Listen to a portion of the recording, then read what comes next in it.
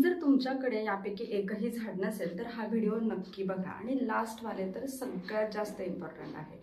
महागडे hair growth Serum skin care product use तर करता पण त्याचा रिझल्ट पाहिजे तसा येत नाही।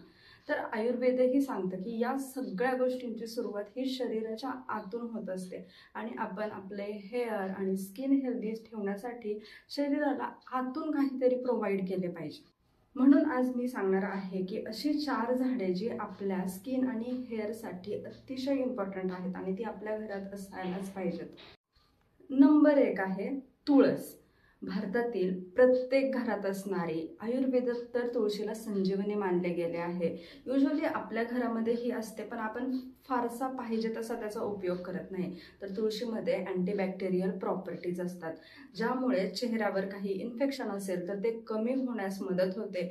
तसेच याचा उपयोग तुम्हाला सर्दी खोकला यासाठी देखील होतो।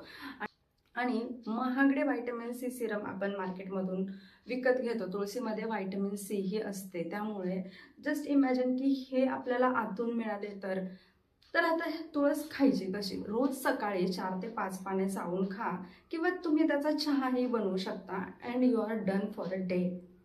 नंबर 2 कोरफड। स्किन केअर आणि हेअर केअर म्हटलं तर ॲलोवेरा येतेच।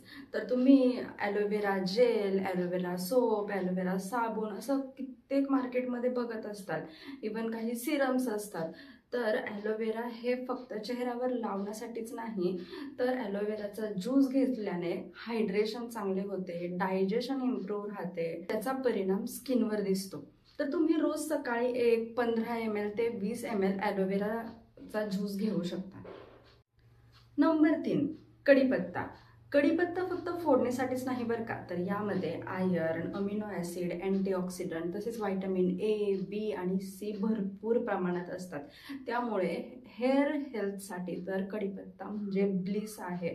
तुम्ही रोज सकाळी 4 ते 5 पाने कढीपत्त्याची चावून खाऊ शकता।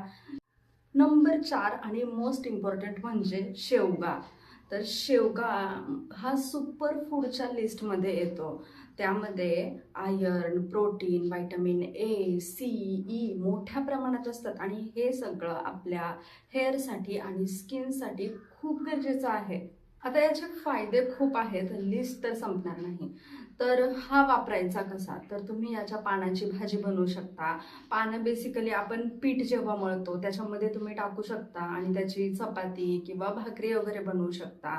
त्यानंतर त्याचे पानांचे सूपही बनवले जाते आणि नॉर्मली आपण शेवग्याच्या शेंगा खाऊ शकतो, त्याची भाजी बनवतो आपण, तर तेही खूप चांगलं आहे। लहान मुलांसाठी देखील शेवगा अतिशय इम्पॉर्टंट आहे। तर हे सगळे प्लांट्स तुम्ही तुमच्या आजूबाजूच्या नर्सरीमध्ये किंवा ऑनलाईनही ऑर्डर करू शकता। जर तुम्हाला पाहिजे असेल तर मी याची लिंक डिस्क्रिप्शन बॉक्समध्ये देते आणि यावरती जर नेक्स्ट व्हिडिओ हवा असेल तर कमेंट नक्की करा आणि चॅनलला सबस्क्राईब करायला विसरू नका।